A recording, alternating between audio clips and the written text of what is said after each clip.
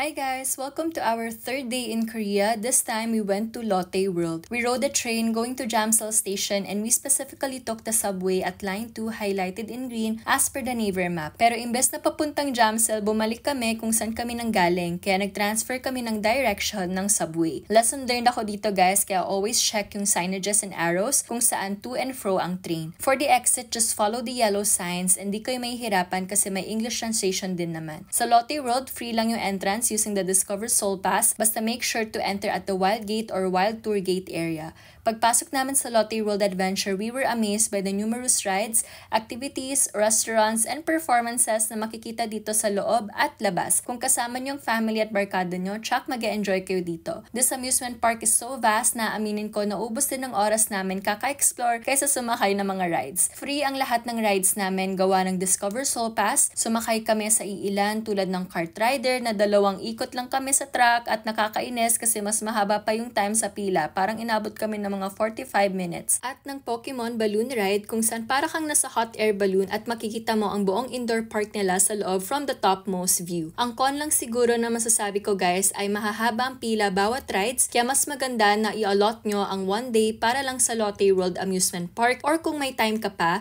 pwede mo pang idagdag ang Lotte Mall and Lotte Tower sa iyong itinerary. We decided to explore Lotte Mall before we head back home and nakaka-amaze talaga tingnan ng Lotte Tower kaya lang hindi siya free sa ating pass. Pero may coupon naman for discount. We enjoyed the sceneries and that's all for day 3.